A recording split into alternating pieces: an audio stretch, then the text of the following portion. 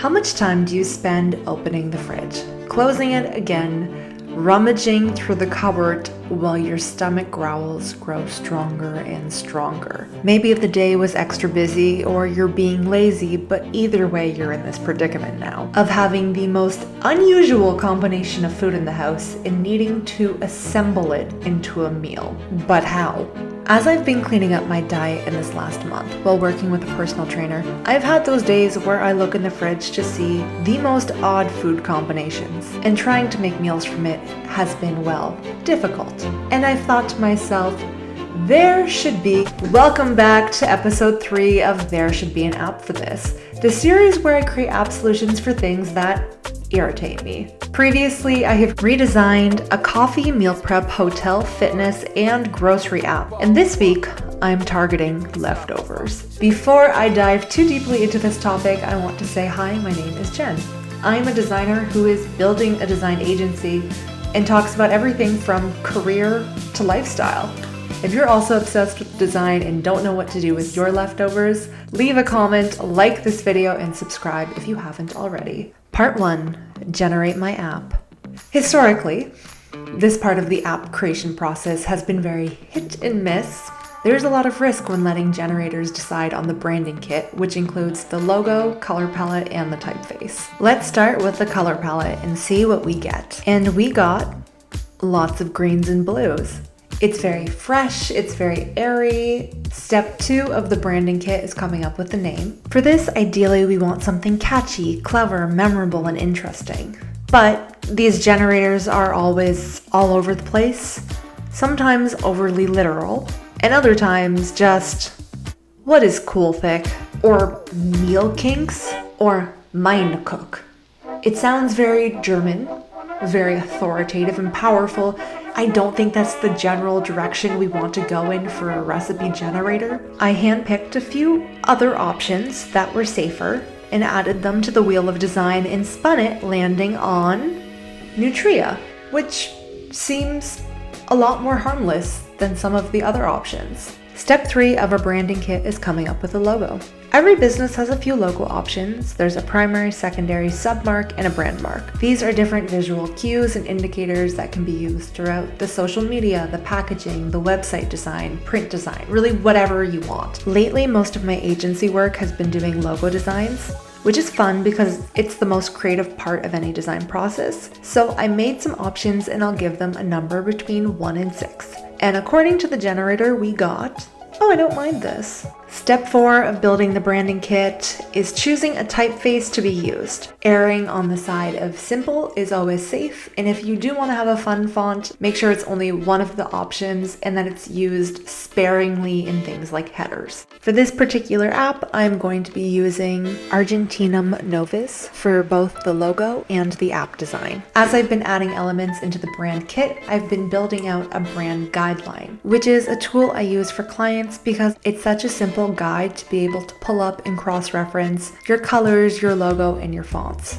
Part 2, understanding the problem. Let's do a little brainstorming. Just close your eyes, just for a second. What are current cookbooks and recipe sites lacking? Okay, so you're just as lost as I am. Well, recipes are great, but don't really take into account of what you already have in your cupboard or what your cooking level is or how much time you have. So ideally, this app would solve the problem of creating curated cooking ideas based on limited supplies and fit for someone's lifestyle. Halfway through this project, I realized I did a really poor job researching this because this app idea fully exists. Like it's there. So instead of trying to create a brand new app, we're just going to do a better version of what's already out there. The personas for Nutria are vast. It could be a university student, a busy mom, a tech professional, someone who's just trying to learn how to cook in a unique way. What we're trying to solve for is anyone who has a limited cooking knowledge, cares about staying on a budget, and doesn't want to waste food. The biggest thing that's going to make or break this app is the filtering abilities. How do I take on the paradigm of meal planning but make it useful enough to actually solve the problem? Which brings me to the next section. Part 3, user experience structure.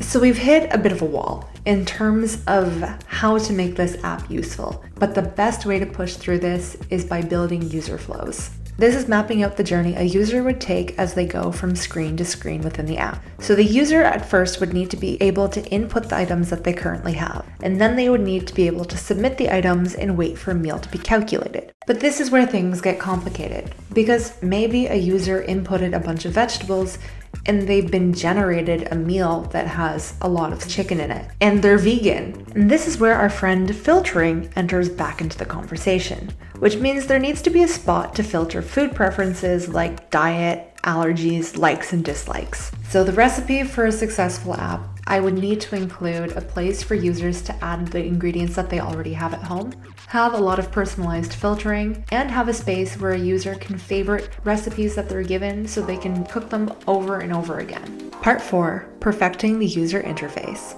I cook a lot, and I really don't like many cooking apps. I find the interface outdated and really frustrating to use. Nutria's goal is to do the opposite, and that's why I'll use other nutrition apps as a reference and pull in inspiration from actual cookbooks and kitchens. Get the culture of cooking into this app to make it familiar for users. And then I'll spend time iterating on these screens over and over and over again while testing it out to make sure everything is in the right spot.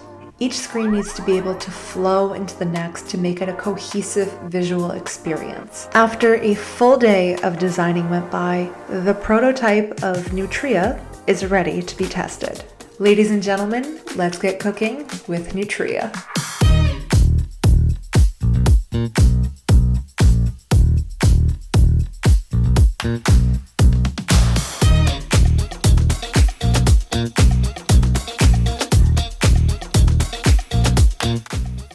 After a full day of designing, what do you think? Would you use a recipe generator app that uses items you already have at home? Or do you prefer to stick to classic cookbooks? Comment your thoughts below. Thank you so much for watching the entire process of building the prototype of this app, and I will be back next week with another episode of There Should Be an App for That. So stay tuned to find out what irritates me next.